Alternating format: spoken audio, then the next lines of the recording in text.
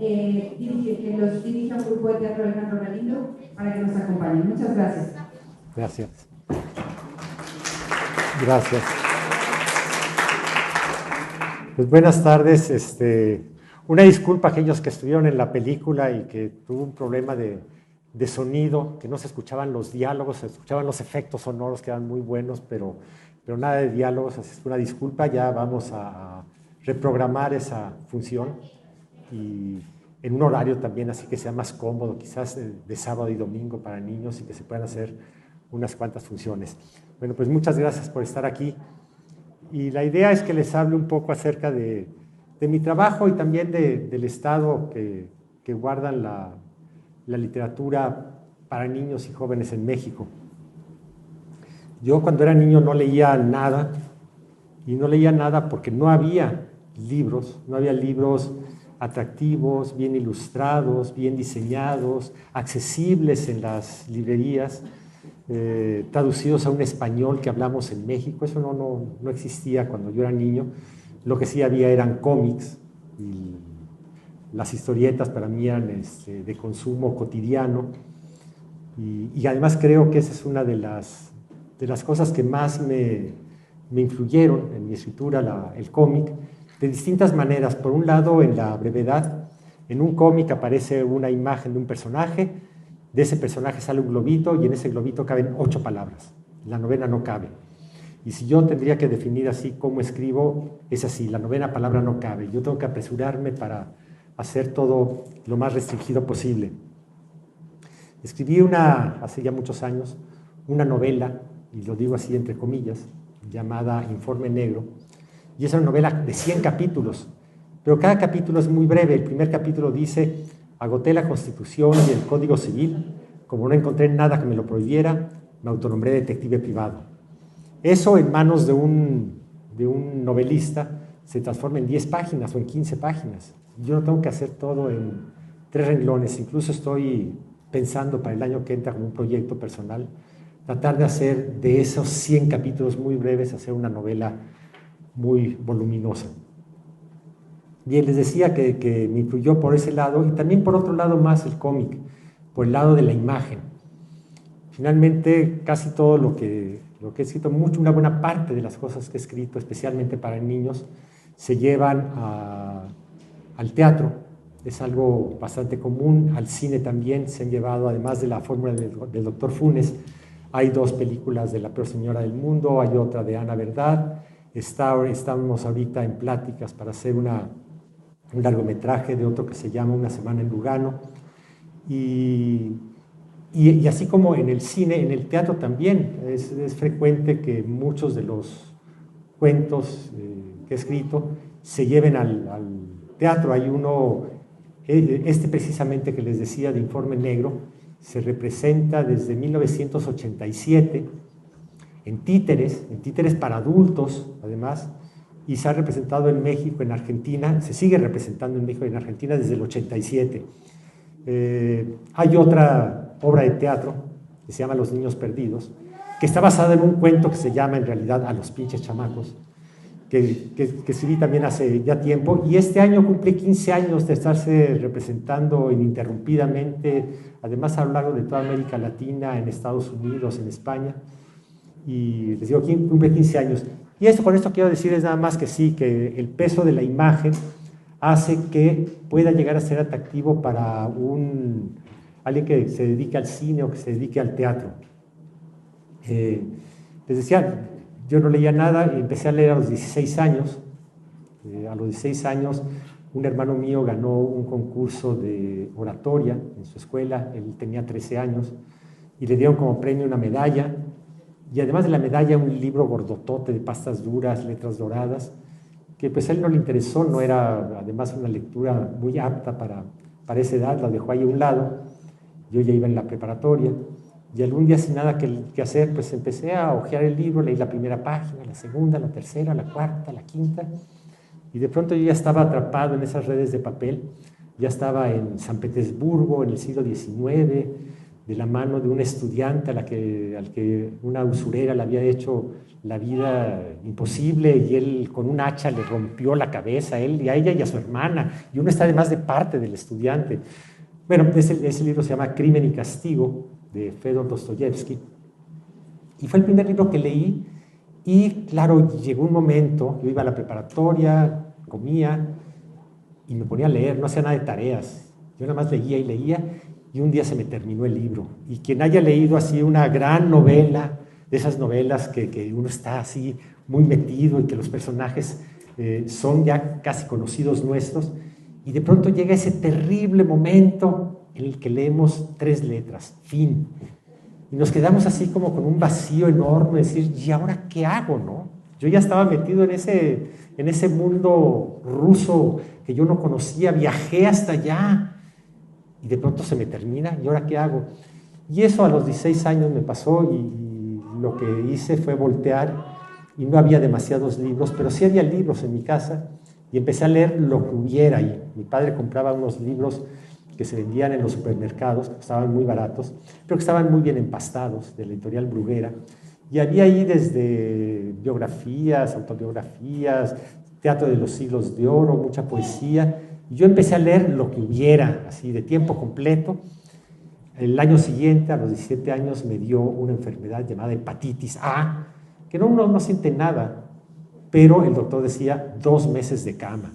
2 meses de cama que para mí fueron adorables porque me dediqué a leer. En ese entonces acababan de abrir una librería que aquí también tiene muy poco de haber abierto, Gandhi. Pero bueno, yo tenía 17 años cuando vi el primer Gandhi en México, y mis padres me compraban ahí libros para surtirme porque yo tuviera que leer, y me platicaban, además me decían, no, es que es una librería muy bien, no es como las demás librerías, porque además de ser librería, tiene una sala de conferencias, una sala de exposiciones, hay una cafetería donde se juega ajedrez y te sirven muy buen café y comida. Y yo lo primero que hice al levantarme fue correr a Gandhi, y ya estando ahí, además de conocer a gente como Rulfo, como Jodorowsky, con gente que pasaba por ahí, muy importante, que yo apenas así los veía como gigantes, ¿no? Había también unos jóvenes en una de las mesas del café que estaban escribiendo, y me acerqué a ellos y me, ¿qué hacen? No, pues escribimos. ¿Qué escriben? Pues poesía. ¿Y a quién le pidieron permiso? No, pues a nadie. Entonces ahí me di cuenta que no había que pedirle permiso a nadie, y como a los 18 años empecé a hacer mis primeros versos, empecé a escribir. Escribí además una cantidad de páginas así terribles, toda máquina mecánica. Y ya cuando lo quise publicar, ya muchos años después, lo exprimí y dije, a ver qué queda bueno en esto, y salió un libritito chiquitito, así engrapado, 200 ejemplares, pero yo estaba feliz. Esa poesía que yo estaba escribiendo se estaba convirtiendo más en algo narrativo, como que contaba un cuento. Entonces un día pensé que lo mío era el cuento y escribí un cuento, y lo disfruté mucho yo. Nunca se publicó ese cuento, lo disfruté mucho yo, pero lo disfrutaron también los compañeros a los que yo se los leía, y dije, ya, yo me voy a estacionar, eso es lo mío, es el cuento. Yo antes de haber leído ese libro de Crimen y Castigo, lo que leía era, les había dicho que leía cómics, y yo mi idea del futuro, para mí, lo que yo pensé que era mi vocación, era ser médico. Pero ese libro me cambió la vida, y dije, voy a ir por el lado de las letras, y me metí en una carrera, la carrera de Lengua y Literaturas Hispánicas en la Universidad Nacional, y lo decidí hacer más como una cuestión profesional, como una guía de lectura ordenada. Terminé la carrera, nunca me recibí, nunca quise dedicarme a hacer lo que se podía hacer en esa carrera. Uno era maestro, y yo soy muy mal maestro, y no me interesa mucho la docencia, o investigador, pero entonces lo que yo veía que se estaba investigando en la universidad eran cosas que no me atraían. Por ejemplo, el simbolismo del color amarillo en la obra Rayuela de Julio Cortázar, la frecuencia del nombre Juan en México. Yo decía, no, yo quería, los libros para mí eran otra cosa, no eso, además con un método estructuralista y marxista y no sé qué tanto, uno terminaba desglosando eso y no quedaba nada, ¿no? Entonces dije, yo hice una quema simbólica de algunos libros de filología que no me interesaban, yo dije ya cumplí con lo que tenía que cumplir, que era tener una guía ordenada de lectura, pero mientras tanto, ya estando en la carrera, empecé a escribir también notas para periódicos y revistas, especialmente reseñas de libros, a la revista de la universidad, y de pronto algunos editores se fijaron en mí y me dijeron, oye, nos gusta cómo escribes y te queremos dar una chamba. ¿De qué se trata? Y me dijeron, bueno, pues se trata de hacer adaptaciones de leyendas de espantos de la época de la colonia y algunos mitos prehispánicos de la creación para que sean leídos por niños como de 10 a 12 años. Y entonces escribí allí 2 libros, uno se llama El Sol, la Luna y las Estrellas, un libro que además ilustró Francisco Toledo y que se tradujo al zapoteco, fue la primera traducción que tuve en mi vida fue al zapoteco. Y después el otro se llamó La Vieja que comía gente, y este segundo tomo tuvo un premio importante y a los editores les gustó mucho. El premio ni siquiera me lo querían dar, se lo quedaron ellos. Y les gustó tanto que me dijeron esos editores, ahora vamos a hacer una colección de libros para niños, pero ya originales, o sea, ya no adaptaciones, sino cuentos originales. Juntaron a 6 escritores, en ese entonces no existían los escritores de libros para niños, existían 2 o 3, pero todos eran así muy ñoños. Todos les hablaban a los niños en diminutivo, ¿no? La mariposita y el cucuyito y la princesita y toda guita. Y bueno, era lo que existía entonces para niños.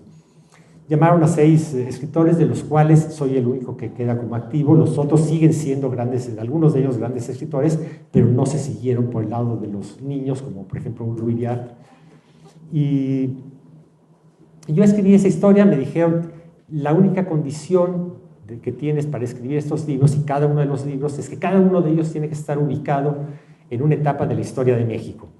Y a ti te toca la primera mitad del siglo XX.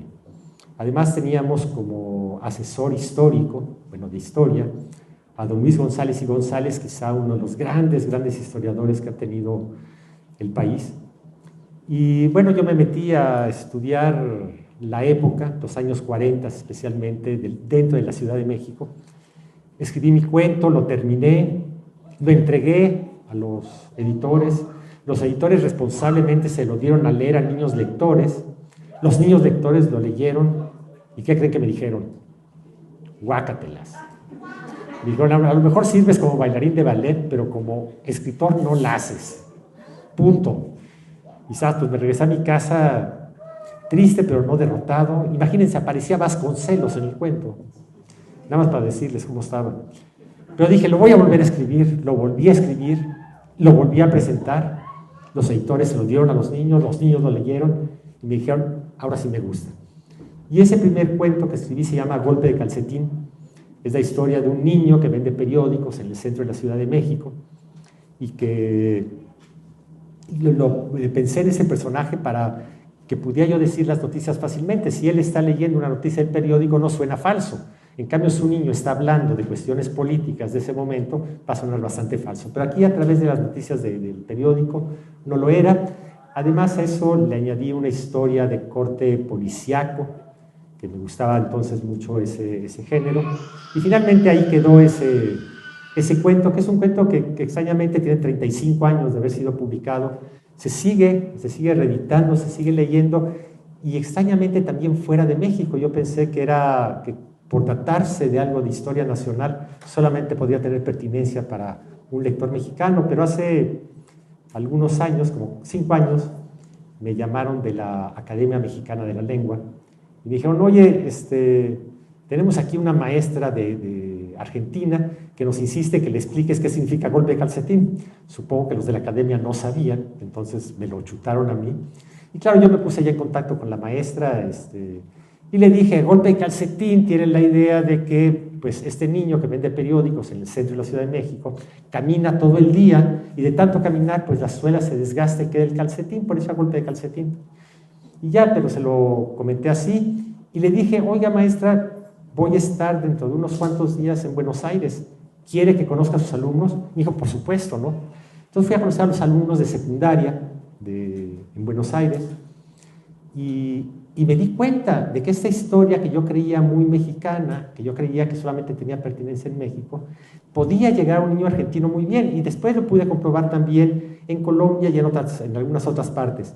No siempre la literatura de niños viaja muy fácilmente de un país a otro. Con los adultos sí, es lo más común, salvo que haya barreras, por ejemplo, para que un libro escrito en español entre en el mundo de habla inglesa, especialmente en Inglaterra, es muy difícil. Conocen a Octavio Paz y a Carlos Fuentes y a los del boom, pero no conocen mucho más. En cambio nosotros, mexicanos y latinoamericanos, conocemos la literatura de todo el mundo. Yo por eso pienso que somos mucho más ricos nosotros, porque estamos al tanto de todo. En cambio a ellos no les interesa más que lo propio.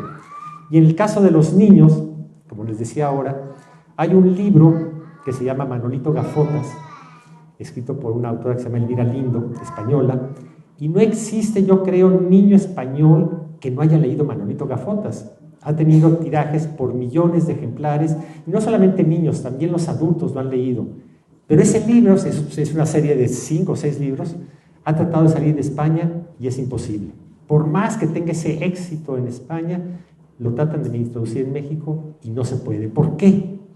Hay cuestiones culturales que importan y cuestiones especialmente lingüísticas también. La lengua que se habla en España, especialmente en un barrio llamado Carabanchel de Madrid, a la lengua que hablamos nosotros aquí en México, en Argentina, en Perú, en Ecuador, es muy distinta, es muy distinta. Ese niño cada 2 páginas dice, y entonces le mola un pegote. ¿Eso qué nos dice a nosotros? Y en cambio tiene una pertinencia para un niño. Aquel que no conocía la alineación completa del Real Madrid, pues se quedaba fuera del libro. Entonces el libro no viajó, ¿no? No viajó para nada. Y yo pensé que que había escrito a golpe de calcetín sí viajaba. Pensé que no viajaba y sí lo hizo. Pero les decía, fue el primer libro que escribí y todo fue porque me lo pidieron unos editores. Por ese entonces la Secretaría de Educación Pública empezó a publicar una serie llamada Los Libros del Rincón. Y la idea era llegar a todas las escuelas públicas del país con pequeñas bibliotecas, que después se transformó en las bibliotecas de aula, pero el primer inicio fue Los Libros del Rincón. Pero lo que hacían es que no había mucho que publicar en México. Lo que hizo la editora fue, primero, comprar derechos, y segundo, poner a escribir a sus cuates. Oye, necesito que me escribas un cuento para niños. Digo, pues yo no sé de eso, ¿no? Bueno, pues, si escribes para adultos, ¿cómo no vas a escribir para niños? Cosa que es una ecuación que no funciona, no necesariamente. Yo ya para entonces había publicado de A Golpe de Calcetín, y la editora me llamó y me dijo, oye, tú sí has escrito y necesito que me hagas un libro, y me urge ahorita para preescolar, porque los maestros de preescolar dicen que no les he dado nada a ellos y no sé qué tanto, escríbeme uno. Bueno, estuve dándole y dándole hasta que finalmente lo entregué. Se llamó el libro Cuando los ratones se daban la gran vida. Después de eso llegó y también me dijo, oye, fíjate que la SEP acaba de hacer un convenio con el Archivo General de la Nación y vamos a publicar libros en conjunto. Y eso significa que vamos a tomar imágenes que tiene el archivo para que sean la ilustración de nuestros libros. Toma. Y entonces me dio un paquete de ilustraciones que eran 2 novios que vivían en Guanajuato en 1909 y se escribían tarjetas postales de amor. Él se llamaba Joaquín, ella Maclovia, y junto a ese paquete de tarjetas postales venía también el día de la boda, de cuando se casaron ellos dos, y también las fotografías que hacía él, Joaquín, como fotógrafo aficionado, en las que ponía, por ejemplo, un viejito de barba larga, blanca, que está con un cigarrillo en la boca, y ese mismo viejito del otro lado está con un cerillo encendiéndoselo. Algo que ahorita un niño en Photoshop lo hace de volada, pero en 1909 era algo más complicado. Normalmente un escritor llega con el editor y le dice, toma, aquí está mi original, y el editor lo manda a ilustrar. De aquí era al revés, ¿no? Toma la ilustración, lo único que nos faltan son las letritas. Y bueno, yo con eso escribí Joaquín y Maclovia se quieren casar. Y hasta ahí, todo lo que yo había escrito para niños, 2 libros de adaptaciones, 3 libros originales, no significaban nada para mí, yo ya estaba con mis cuentos y estaba con una idea distinta de las cosas, hasta que un día se me ocurrió una historia que es precisamente la fórmula del doctor Funes. Yo le había regalado a mi hijo un telescopio, y digo que se lo había regalado a él, pero en realidad me lo regalé a mí mismo, porque al que le interesaba ver la luna era a mí. Y en cambio mi hijo, en cuanto vio que en la luna no había ni marcianos, ni partidos de fútbol, ni nada, empezó a usar el telescopio para otras cosas, como por ejemplo para pegarle a la pelota. O sea, era un bat, mi telescopio era un bat. Entonces ahí fue donde nació la idea, bueno, a un niño le regalan un telescopio, ese telescopio lo usa para otras cosas, como para ver qué pasa en el edificio de enfrente, y ve al viejito que quienes vieron la película, ahí está el viejito haciendo cochinadas, pues está metiendo ahí un ratón y lagartijas y caracoles en la licuadora. Y bueno, finalmente yo escribí este cuento con mucho gusto, lo disfruté muchísimo, no era una cuestión obligatoria, nadie me lo había pedido. Incluso me divertía tanto que despertaba a mi esposa y a mi hijo en la noche y me decían, ya déjanos dormir. Y bueno, yo lo terminé, tuvo una serie de líos editoriales, se iba a publicar primero en España, después me lo habían dicho que en México yo ya lo había prometido, tuve que acudir con una abogada que se parece a la peor señora del mundo, por cierto. Entonces llegué con ella y ya me dieron los derechos, se publicó finalmente primero en la Secretaría de Educación Pública y después en el Fondo de Cultura Económica, que es la edición que ahora se conoce. Bueno, ese fue, digamos, como el primer libro que escribí porque se me pegó la gana, lo disfruté, incluso lo presenté en un congreso de literatura infantil que hubo en Campeche, y recuerdo que había ahí alguien que no me quería nada, y bueno, cuando terminé de contar el libro y todo más o menos, fue y me dio un abrazo, y hasta me regaló un aguacate, no sé qué significado tenga, pero me regaló un aguacate. Y bueno, a partir de ahí yo dije, bueno, mi vida sí va a estar dividida porque me gusta seguir escribiendo cuentos para niños, digo para adultos. El primer libro que publiqué para adultos fue en el 87 y tardó 10 años, y es un libro que apenas alcanzó lomo. Es más, le añadí un poema al final, un poema narrativo al final, para que diera más grosor, pero bueno, ahí lo presenté, como les decía, se hizo una obra en títeres que se presentó junto con el libro, y a partir de entonces se sigue representando.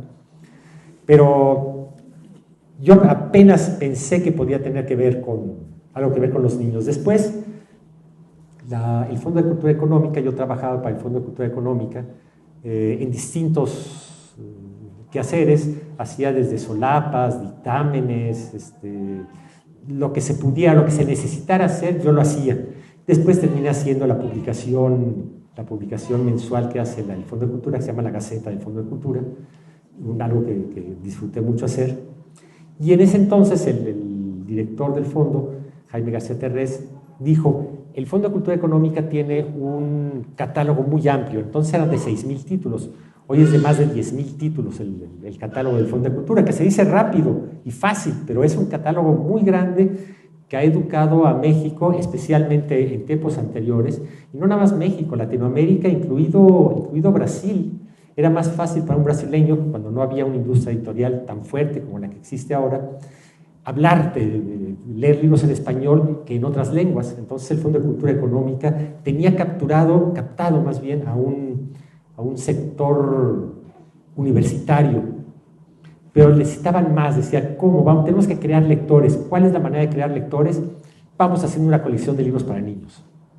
Y entonces ahí fue cuando nació A la orilla del viento, y me invitaron a mí primero. Yo tenía algo publicado y me dijeron, oye, ¿no quieres dirigir la colección? Primero dije que sí, después me arrepentí. Yo dije, a mí me gusta hacer mi trabajo de editor de La Gaceta, y me gusta escribir, pero de ahí a ser editor de una colección, empezar desde cero, hice un proyectito, lo entregué, y alguien más del Fondo de Cultura Económica, que también se dedicaba a hacer igual que yo, dictámenes y solapas y lo que fuera, le dijeron, ¿no te quieres encargar tú? No tenía todavía hijos, no sabía, nunca había leído un libro de literatura infantil, supongo, y dijo, sí, lo acepto. Daniel Goldin se convirtió con el paso del tiempo quizá en uno de los grandes editores de América Latina. Hoy dejó de ser editor y es el director de la Biblioteca Vasconcelos en México, pero creo que ha sido uno de los grandes editores y formador de editores cuando no existían todavía libros para niños. Estando ahí, me publicó primero un libro. Él, al principio, se dedicó a ir a Bolonia. Bolonia es la ciudad de Italia donde se hace la feria del libro infantil más grande de todo el mundo. Es una feria de negocios, no de invitados. Los niños, escasamente hay uno que otro niño por ahí. Es más bien una feria de negocios donde se hacen transacciones para comprar y vender derechos. Él se iba a Bolonia, Daniel Goldin, y compraba derechos de libros y traducía, o compraba libros en español y pero pues autores mexicanos no había. Ya sabía que yo había publicado uno, me pidió que le diera uno, le di uno llamado Aníbal y Melquiades, y yo ya he entrado en casos, ya he estado en esas, dije, voy a seguir escribiendo libros para niños, y ahí fue cuando nació uno de los libros pues por el que más se me conoce, que es La peor señora del mundo. Resulta que yo tenía una vecina que era horrible, espantosa, pero mala persona, y para vengarme de ella le escribí su cuento. Y yo digo que los escritores tenemos así la pluma para vengarnos, no para encajársela a alguien, sino para escribir. Pero eso lo anoté nada más en mi cabeza. Dije, escribir un cuento sobre la señora más mala de todo el mundo. Y no lo escribí. Me cambié de casa, pasaron 2 años, ya me había olvidado por completo de mi vecina, y un día estaba a punto de poner la oreja en la almohada, y en ese momento se me ocurrió la historia completa. Y dije, si no la escribo ahorita, se me va a olvidar, y ya no voy a recordar nada. Me eché agua en la cara y me puse a escribirla, tardé 5 horas en escribirla. Cuando les pregunto a los niños, oigan, ¿es mucho 5 horas? ¡Mucho!, me dicen. Después les digo, bueno, hay otro libro que se llama De domingo a lunes, que tardé en escribirlo 14 años. Entonces, cuando me preguntan cuánto tardo en escribir un cuento, entre 5 horas y 14 años, más o menos. Y así son. Este año van a salir 3 libros publicados míos y tienen entre 8 y 12 años desde que los empecé cada uno. Bueno, terminé de escribir ese libro y me quedé con una sensación muy grata, porque me había gustado mucho la experiencia escritural, y lo disfruté realmente, pero me quedé con una sensación de que nadie lo iba a querer publicar. Dije, esto no va a haber quien lo quiera publicar. Para ese entonces había escrito otro libro que se llama Amadís de Anís, Amadís de Codorniz, la historia de un niño que de tanto comer dulces se convierte en un niño de dulce y sus compañeros se lo empiezan a comer. Pero presenté mis 2 libros a mi editor, Daniel Goldin, en el Fondo de Cultura Económica. Él responsablemente se lo dio a leer a sus lectores maduros, no niños, lectores que son los que dicen, bueno, este libro está de acuerdo con estas políticas editoriales, funciona, no funciona, etcétera, ¿no? Y los 3 dictámenes fueron negativos en el caso de La peor señora del mundo. Dijeron, en el caso del niño de dulce pasa, pero en el caso de La peor señora del mundo, ¿en qué cabeza enferma cabe que una señora que le echa jugo de limón a los ojos a sus hijos, incluso cuando se portan bien, pueda ser la protagonista de un cuento para niños? El tipo está mal de la cabeza. Y mi editor, que además era cuate mío, me lo imagino en su oficina con una margarita, lo publico, no lo publico, lo publico, no lo publico, lo publico. Entonces dijo, bueno, ok, lo voy a publicar. En ese entonces, además, el Fondo de Cultura Económica estaba siendo dirigido por Miguel de la Madrid, expresidente de México, con mucha fama de conservador, y más fama todavía lo tenía su esposa, Paloma Cordero, de la Madrid. Y Daniel Goldin, el editor, decía, si cuando de la Madrid estuvo en la presidencia, ella estuvo en el DIF, la operación lógica es que cuando él esté de director del Fondo de Cultura, ella va a estar asomándose los libros para niños. Yo le tenía mucho miedo y pensaba que publicar un libro así, pues iba a ser de su desagrado. Ella nunca leyó nada, ni se metió para nada en nada, era nada más pura alucine de este editor. Finalmente lo publicó, pero no tardaron en llegar los reclamos de padres, maestros, que dijeron en qué cabeza enferma cabe, y ya no se referían nada más a mí, en qué cabeza enferma cabe escribir eso, ¿no? En qué cabeza enferma cabe editarlo, ¿no? Ya le culpaban también al editor. Yo recuerdo la primera vez que se lo conté a algunos niños, que eran hijos de amigos míos y amigos de mi hijo, Se los conté, lo acababa de escribir, estábamos así como en un día de campo, algo así. Oigan, miren, acabo de escribir una historia. Y ya, tal como me acordaba, se las conté. Y ya, todos chido. Y se fueron a jugar balón, ¿no? Después. Pero una amiga que estaba ahí, madre de uno de los niños, me dijo, oye, está muy padre tu cuento, pero no piensas publicarlo, ¿verdad?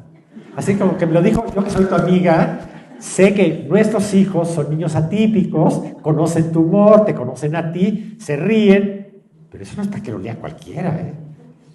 Bueno, eso fue así como muy al principio. Hubo reclamos en escuelas, se prohibió en algunas escuelas. En las escuelas en las que estaba permitido, de pronto llegaban los padres de familia. ¿Cómo le dan de leer esto a mis hijos? Es una porquería. Y así alguna vez me tocó además una señora que estuviera haciendo el reclamo. Yo estaba ahí y me dijo, pues le presento al autor. Pues, ¿qué tal, señora? Mucho gusto. Y sí, bueno, en fin.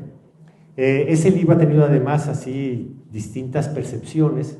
Hay maestros que dicen, lo que el autor quiso decir, que eso dicen muchos maestros, ¿no? Lo que el autor quiso decir, a veces el autor no quiere decir nada, nada más quiere escribir, ¿no? Pero bueno, lo que el autor quiso decir es que para triunfar en la vida hay que saber engañar.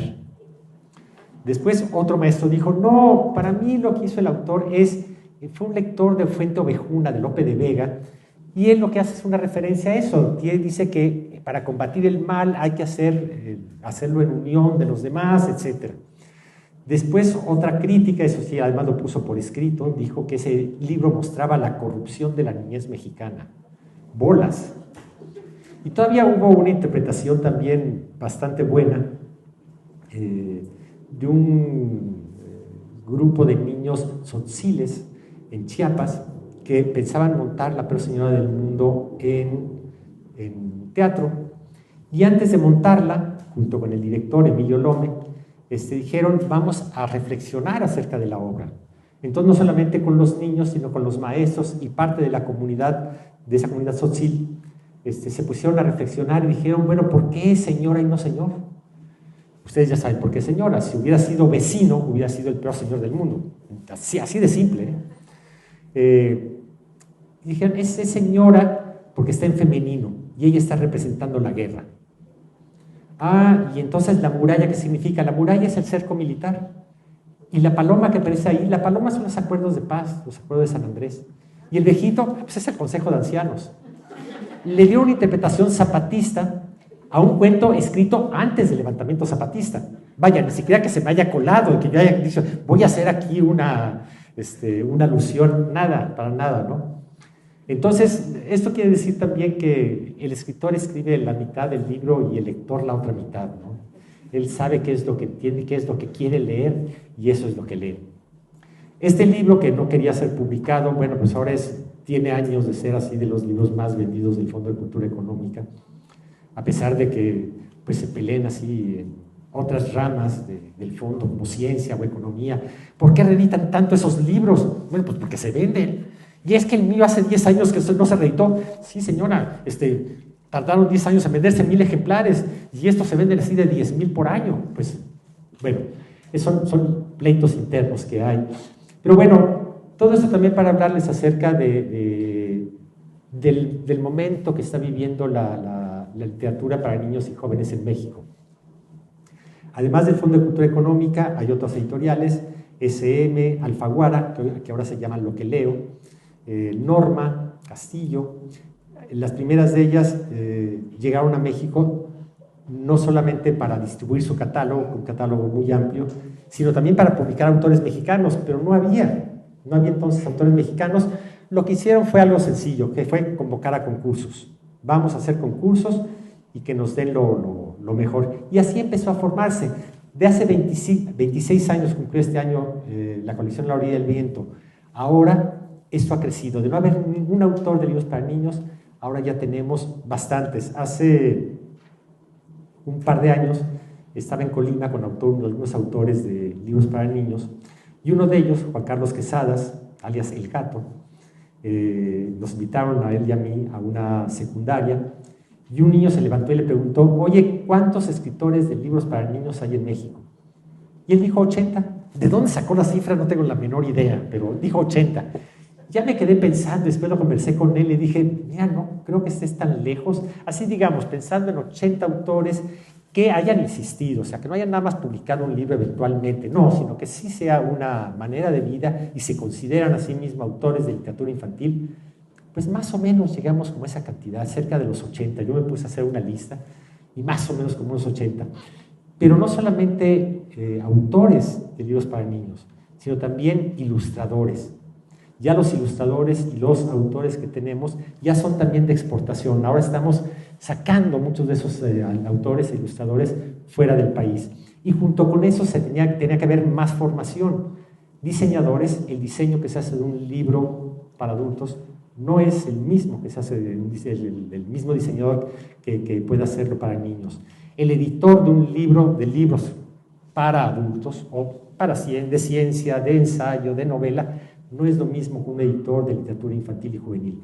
Con esto ha ido creciendo el mundo editorial y el mundo de lectura en México. Se dice que en México leemos muy poco, algo así como 3 libros por cabeza, y eso que subimos ya mucho.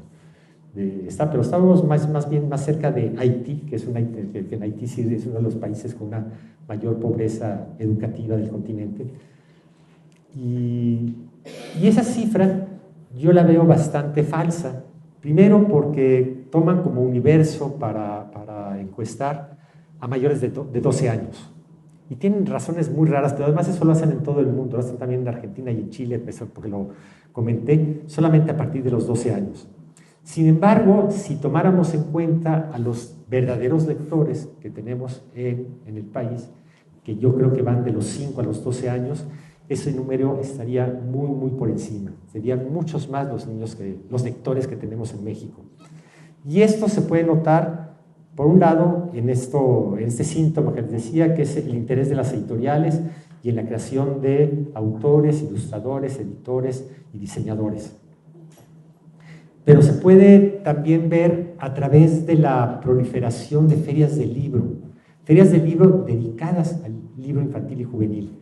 Hay muchas que se hacen la principal que se hace en México y que cumple este año 37 años, 36 años cumple este año, que es la FILIG, la Feria del Libro Infantil y Juvenil.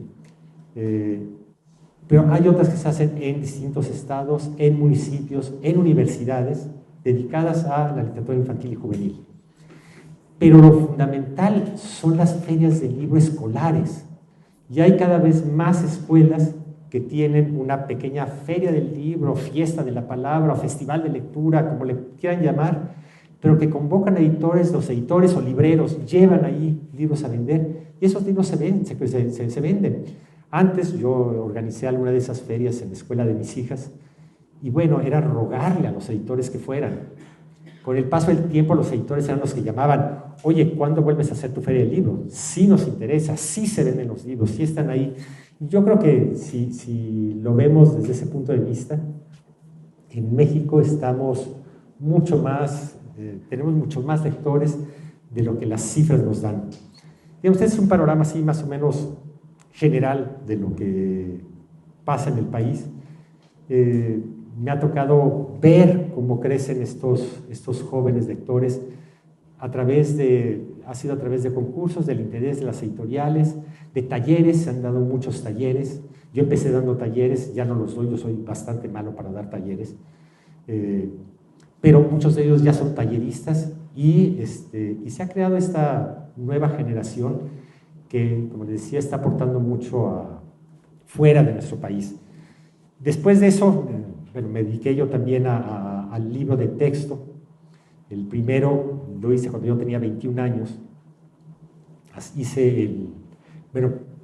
Pertenecí al grupo de editores que seleccionaban lecturas para el 6º año de primaria de la Secretaría de Educación Pública. Ese libro, les digo, lo hice cuando tenía 21 años, estuvo vigente hasta hace unos 6 o 7 años. Vigente, todavía se leía. Poco después, con ese mismo grupo, yo trabajaba con la esposa de quien era entonces secretario de Educación Pública, Víctor Bravo Aguja, en época de Echeverría, imagínense, ya llovió.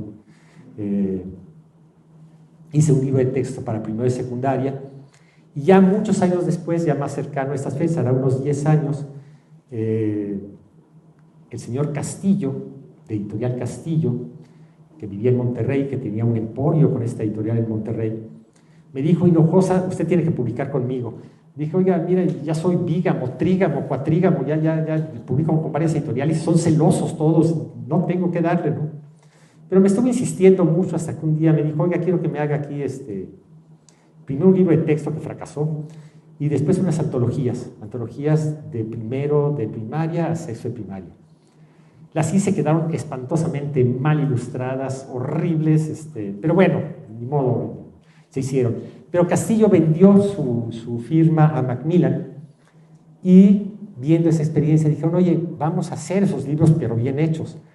Y los hicimos desde preescolar hasta tercero de secundaria, y quedaron así libros que, vaya, muy bien hechos, bien ilustrados, bien diseñados, y que tienen un impacto bueno en las escuelas. Ya después termina siendo también un libro de texto para preparatoria sobre literatura mexicana e iberoamericana, y digamos, esa es la otra parte que me he dedicado. Y finalmente la otra, que es la que tiene que ver con adultos, que me gusta mucho la experimentación. Empecé escribiendo poesía, después cuento, después empezó a diversificar y me gustó. No sé, alguna vez me invitaron a hacer un libro de crónica, la unidad de publicaciones de lo que antes era Conaculta. Dijeron: bueno, el género de la crónica se está perdiendo, y teníamos los grandes cronistas de Indias, pero ya la crónica no se está haciendo, ¿no? Salvo Monsiváis y unos cuantos, la crónica no. Entonces convocaron a una serie de escritores y le dijeron: vete a un lugar que no conozcas y haznos una crónica. Por ese entonces habían matado a Colosio. Yo dije: yo quiero irme a Tijuana. Además de que yo había vivido en la frontera, en Mexicali, todo lo que era la cultura fronteriza me gustaba mucho, y entonces pedí irme a Tijuana, y me dijeron: no, Tijuana ya la pidió alguien más, cosa que no era cierto. Siguieron insistiendo que no me fuera a Tijuana, hasta que dije: bueno, ok, entonces Los Ángeles. Me dijeron: no, de México. Me dije: por eso, después de la Ciudad de México, donde más mexicanos viven, es en Los Ángeles. Pues después de mucho los convencí, y me fui a Los Ángeles, y ahí tuve, bueno, una buena cantidad de historias que contar. Yo las provoqué, muchas de esas historias. Después, ya que había salido ese, dije: también lo voy a hacer de Chicago. Yo tenía una cierta historia familiar con Chicago, entonces me fui a Chicago y también hice una crónica de Chicago. Ahora estoy haciendo una crónica de viajes más amplia. Después incursioné también en el ensayo, escribí un libro sobre la migraña. Yo padecí esta enfermedad así llamada migraña en racimos, y durante 27 años, y alguna vez un médico, yo había escrito un artículo sobre la aspirina, cumplía 100 años la aspirina, y yo hacía referencia a un médico, Oliver Sacks, que había escrito sobre la migraña, que no había ningún medicamento que la pudiera controlar, y que lo único que recomendaba era un té, un cuartos oscuros y una aspirina.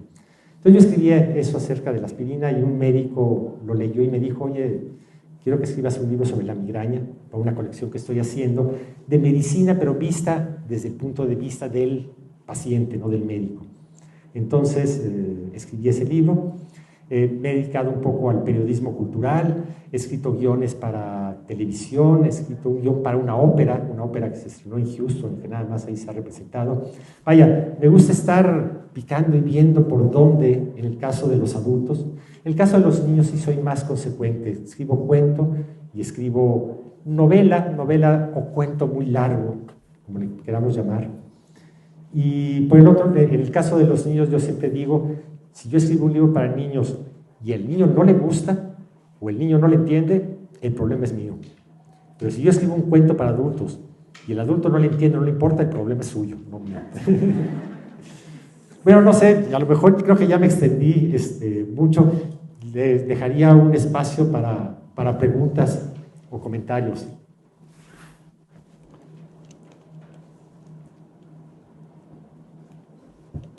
Si ya me quedé sin voz. ¿Nadie? ¿Sí? Disculpe, ¿cuál es la experiencia más satisfactoria que ha tenido como escritor de literatura infantil? La experiencia, pues han sido muchas, pero podría platicar alguna. Por ejemplo, alguna vez llegué a Medellín, Colombia, Y cuando yo llegué ahí, una niña se puso a llorar de la emoción de que yo había llegado, había tenido mucha expectativa de que llegaba y etc. Y después me regaló un libro suyo. Y después conocí a los papás de la niña y me dijeron, la niña se llama Elisa, me dijeron, oye, quiero nada más decirte que ese libro que te regaló es el libro que tiene leyéndolo desde hace 2 años, todas las noches para dormirse, es el libro que lee y te lo regaló a ti. Yo lo tengo ahí como una especie de trofeo, ¿no? Pero digamos, esa puede ser una experiencia, pero me he encontrado así con muchos niños que hay veces que voy a dar una conferencia para adultos y el auditorio está lleno de niños, entonces plan B, siempre plan B, ¿no? Para hacerlo. Y así me pasó con una niña que llegó alguna vez a una presentación de un libro mío y iban a hacer un performance no apto para niños, quizá ni siquiera para jóvenes. Y llegó una niña, la primera en llegar, y su papá me dice, es que es su cumpleaños, y se enteró que tenías una presentación y dije, no, pues no es para niños, pero ven mañana y yo te regalo otros libros y te los firmo y ya, ¿no? Y conocí a esa niña algunas veces más, se llama Lucero, y terminé dedicando un libro, pero dedicar un libro más que nada como una especie de imagen. Como que yo muchas cosas que me han regalado niños las tengo ahí cerca de mi escritorio y son como una presencia que me están diciendo aguas donde escribas algo que no está bien para niños, ¿no? Entonces, eso. Y otra experiencia también grata es que me he encontrado así con padres de familia que me dicen, oye, mira, tú me firmaste mi libro cuando era niño y ahora quiero que se los firmes a mis hijos. Sí, sí. Hola, buenas noches. Estamos muy contentos que lo estamos conociendo. Disfrutamos muchísimo la película. A pesar de que no se oía nada. Con un poco de imaginación. Lo hemos seguido mucho. Yo siempre he recomendado muchísimo esa antología de Cuéntame. Creo que todos deberíamos de tenerla como libro de cabecera. Realmente son muy bonitas, la selección nos gusta. Y ya aprovechando que estudianta, ¿cuáles son esos escritores de literatura infantil que nos pueden recomendar para seguir leyendo? Ok, claro que sí. Por cierto, es el libro, el de Cuéntame, se tradujo al Guajírica, ¿se dice? ¿Guajírica? ¿Sí? Esa lengua también se habla en San Luis Potosí, ¿no? En Jalisco. Guajárica, eso es Guajárica, perdón. Autores que yo recomendaría mucho. Mira, alguien que más o menos empezó a escribir cuando yo escribía, para niños, además, él empezó a escribir antes que yo, que es un poquito más joven, Juan Villoro. Los libros de Juan Villoro me gustan mucho.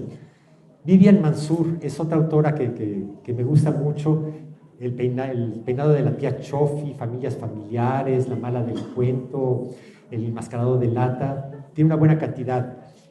Toño Malpica, que tiene para niños y para jóvenes, porque no es lo mismo, no quien escribe para jóvenes fácilmente escribe para niños, y el que escribe para niños no siempre escribe para jóvenes. Él se le dan muy bien los dos tipos de lector. Y así nos podríamos ir con, no sé, Óscar Martínez, Norma Muñoz Ledo, Mónica Broso, David Martín del Campo, Jaime Alfonso Sandoval, Juan Carlos Quesadas, Ana Romero. Y digamos, tendría que decir así más, sí junté cerca de los 80, pero Norma Riva Palacio, para ahí Toño Ramírez. Entonces, bueno, ahí les decía, buena cantidad para leer.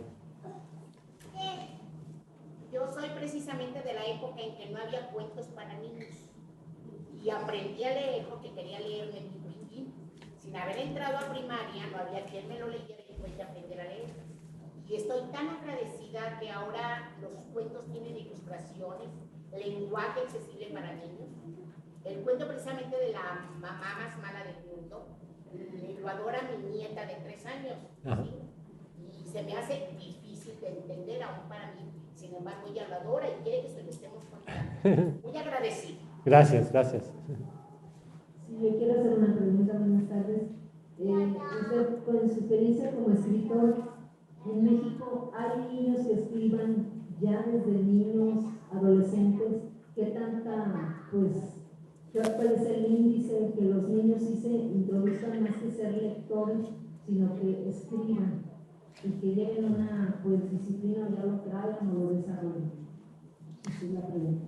Pues vaya, si hay esa cuestión de un autor nace o se hace. Yo creo que existen los dos tipos de autores. Yo conozco a muchos colegas que para escribir una nota se llevan 2 horas a lo más máximo y me dicen, más de 2 horas no le voy a dedicar a una nota que se va a publicar en el periódico. Yo le dedico 3 o 4 días normalmente. O sea, ese sí nació para ser escritor, yo me hago escritor y después de 45 años que tengo de estar escribiendo, siempre me sigue costando trabajo y siempre sigo luchando con las palabras. Ahora, la otra parte de la pregunta, un niño puede escribir, yo creo que los niños pueden escribir y pueden escribir mucho y muy bien. Me preguntan muchas veces, si yo quiero ser escritor, ¿qué necesito hacer? ¿Qué necesito estudiar? Yo lo único que les digo, y no solamente a un niño, sino a un joven y a un adulto también, porque cuando he dado talleres es para adultos, les digo, para escribir hay que leer. Para escribir un cuento hay que leer 1000 cuentos y para el segundo cuento otros 1000 no le quedaría nada mal. Entonces la lectura es el principal aliciente para el escritor. ¿Alguien más?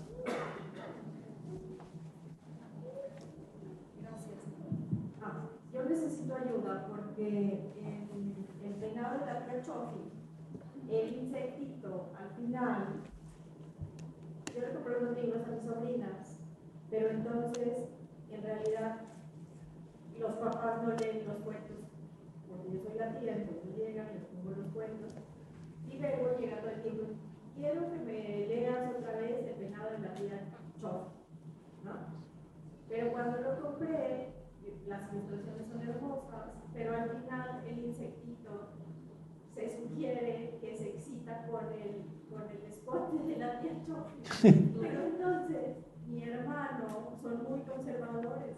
Yo lo que quiero es a ver qué les contesto cuando lean el cuento, porque Bebo me dice, bueno, yo lo leo, o sea, ella lo lee las imágenes, pero si lo leen los papás, no sé si me vaya. Lo bueno de los papás es que tienen hermanos que son tíos. Entonces tener tíos es... Por ejemplo, ella misma, Vivian Mansur, escribió otro libro que se llama Fuiste tú, y es la historia de un pedo. Y eso, bueno, antes hubiéramos pensado que eso no es un tema para niños, ¿no?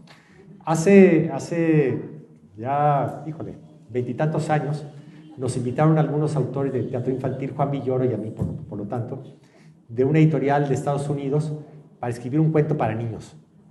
Y nos dijeron, debe tener tantas palabras, se va a publicar de tal manera, te vamos a pagar tanto, pero eso sí, hay 34 temas prohibidos. ¿Y cuáles son estos 34 temas prohibidos? Primero, la guerra, la xenofobia, las drogas, el niño en situaciones difíciles, la política controvertida. Pero conforme avanzaba la lista ya era más raro, el Día de Muertos, las golosinas, el rock, y el último era el mejor de todos, las casas con alberca. O sea, no puede existir un cuento para niños donde haya una casa con alberca. Y nos hemos dado cuenta de que los niños son más inteligentes de pronto de lo que creemos. Ha habido libros que se han prohibido.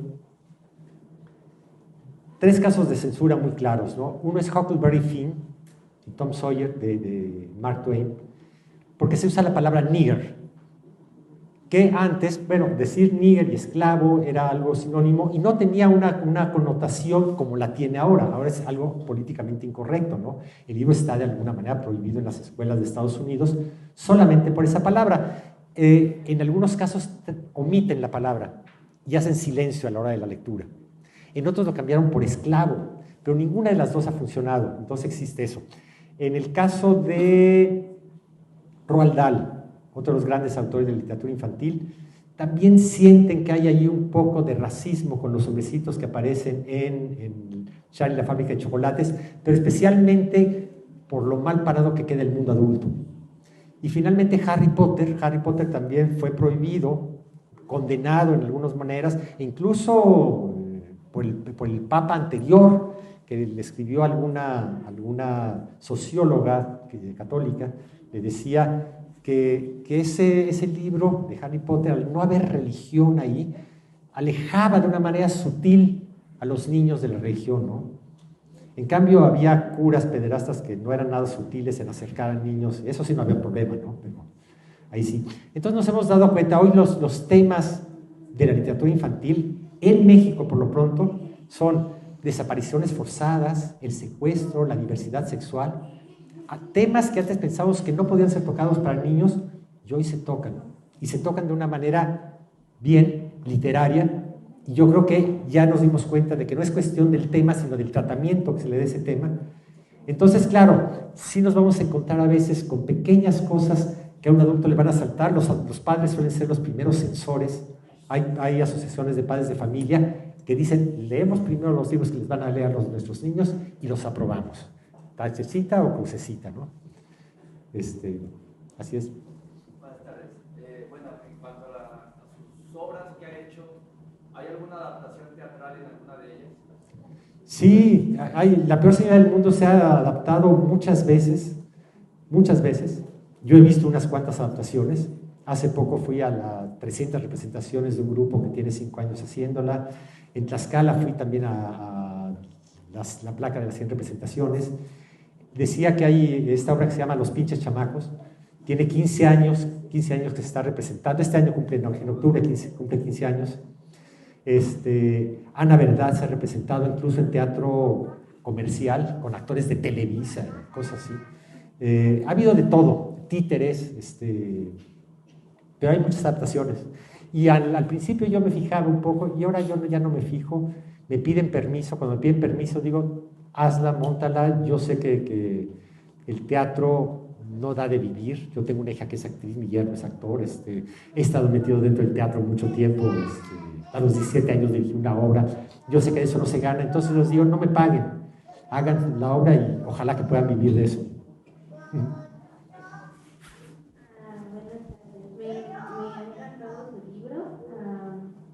Yo, el primero que leí de usted fue Mi hermana quiere ser una sirena, y de hecho lo hice al revés, pero me encantó, me encontré mucho con la protagonista, y como tengo mi hermana, me acordé de ella, y quiero preguntarle 2 cosas. ¿De dónde saca su inspiración y cuál ha sido el peor día de su vida por su otra historia, El peor día de mi vida, que también lo leí y me encantó? ¿De dónde salen las historias? Les platicaba aquí al principio que el hecho de haberle comprado un telescopio a mi hijo, pues me dio pie para escribir una historia. Tú mencionaste, mi hermana quiere ser una sirena. Tengo 2 hijas, cuando una tenía 9 y la otra 7. La de 7 años siempre decía que iba a ser de grande sirena, leía cuentos de sirenas, venía imágenes de sirenas, pintaba sirenas, veía películas de sirenas, tenía un disfraz de sirena, y todo era sirenas, ¿no? Llegaba de la escuela y lo primero que hacía era ponerse su disfraz. Hasta que un día su hermana, ya harta, le dijo, oye, ya sabes que en el fondo del mar, donde hay sirenas, también hay tiburones y serpientes marinas y erizos. Y a los cuantos días la chiquita dijo, creo que mejor de grande ya no voy a ser sirena, sino gato. Y esto fue algo que pasó en la realidad. Entonces yo nada más escuchaba eso, le inventé otras cosas, por ejemplo, por supuesto, y con eso escribí Mi hermana quiere ser una sirena. Y cada uno de los libros tiene como su propia historia. Algunos ya ni siquiera me acuerdo por qué los escribí.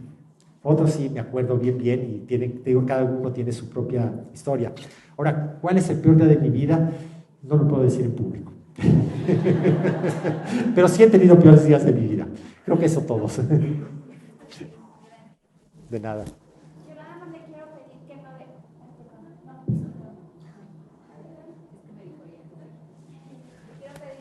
de escribir cuentos para niños. Creo que no voy a pasar. Creo que voy a seguir escribiendo. Voy a seguir dando lata. Este año nada más publico 3.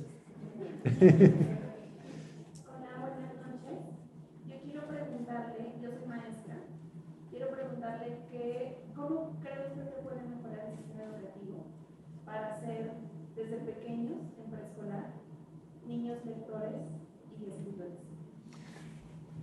Bueno, en primer lugar, sí, es una buena etapa para saberlos acercar. ¿Qué es lo principal? tener a alguien como maestro, como maestra, que le interese la lectura, que disfrute la lectura, no nada más que le interese, que no sea una obligación impuesta por la directiva, por la asociación de padres de familia, no, es una pasión que es real y esa pasión se transmite. Yo creo que la lectura es una especie de virus.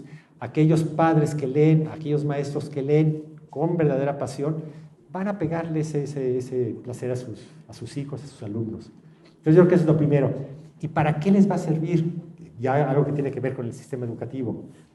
Aquel niño, y esto no lo digo a través de un escritor que se llama Bruno Bettelheim, que escribió un libro que se llama Psicoanálisis de los cuentos de hadas. Él dice que nunca hubiera recibido en su consultorio a tantos niños con problemas si esos niños hubieran leído cuentos de hadas. Él dice, los cuentos de hadas nos ponen al niño enfrente de los grandes temas de la universidad, del mundo, ¿no? La rivalidad fraterna, la orfandad, la enfermedad, la muerte, todos esos grandes temas están metidos dentro de los cuentos de hadas y los cuentos de tradición popular. ¿Y qué hacen esos cuentos? Esos cuentos, por un lado, dice Bruno Bettelheim, junto con el entorno familiar, más este apoyo de la literatura, hacen que al niño le den un sentido a la vida. Tenemos que darle un sentido a la vida, tiene sentido.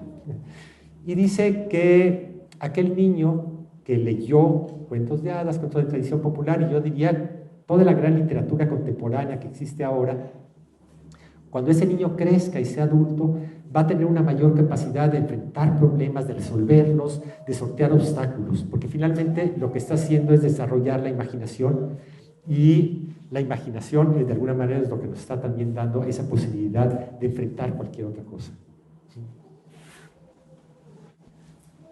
Buenas tardes, mi nombre es Juan Carlos, soy maestro de español y de literatura. En primera instancia, bueno, una felicitación por todo lo que se ha publicado. Realmente me ha sacado de muchísimos apuros usted en cuanto a lo que escribe. Mis alumnos lo aman, al igual que varios de mis compañeros docentes también. He hecho algunas recomendaciones de textos, pero bueno, acorde a lo que pregunta la compañera docente de allá enfrente, nos hemos enfrentado con algunas situaciones en el sistema en cuanto a programas que genera la Secretaría de Educación Pública que realmente no son exitosos.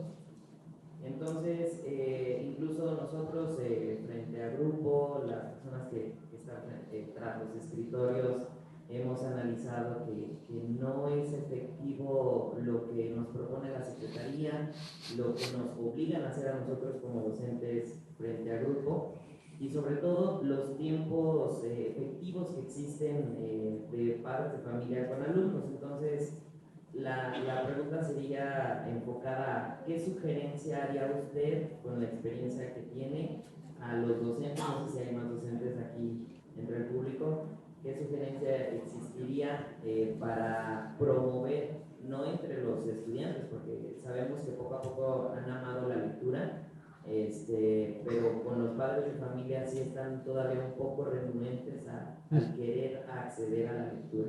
¿Qué sugerencia haría usted? Es difícil. Además, alguien ya que no quiso ser lector y que tuvo la oportunidad de convertirlo de grande, sí existen muchos casos, pero no es tan fácil, ¿no? Y ahí es donde hay una división de escuela y casa. Finalmente en la escuela se está aprendiendo esto y en la casa no. Hay veces que los padres de familia dicen, bueno, que se escriban libros con valores y que en la escuela les enseñen valores, pues porque en la casa no, ¿verdad? En la casa el señor le da una golpiza a la señora cada vez que se le pega la gana, pero sí que los niños se eduquen bien con maestros y todo eso. Y ahí hay un divorcio entre escuela y casa, y eso sí pues es triste. ¿Cómo hacerlo? Me gustaría tener una fórmula para hacerlo, pero es cierto, lo que dice es cierto. ¿Cómo convencernos de la lectura? Estuve dando una gira hace ya algunos años, ya como 8 años, 9 años, por escuelas normales de distintos estados. Incluso estuve aquí en San Luis Potosí y en Matehuala, hablando con los maestros de los futuros maestros y hablando de la lectura y de la escritura también. Y de pronto muchos de ellos decían, yo no sabía que existía esto.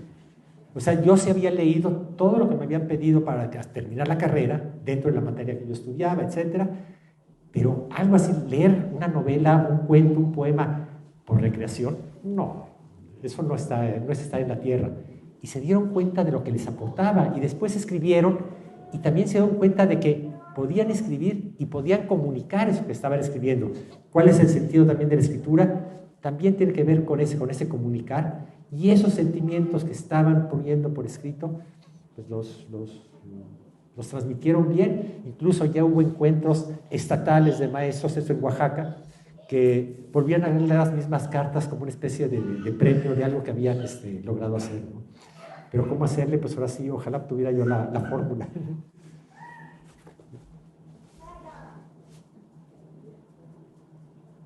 ¿Cómo se te ocurrió hacer el libro de la peor señora? Ah, pues se me ocurrió porque yo tenía una vecina que era muy mala, y era tan mala que fue mi venganza de ella. Acá también querían.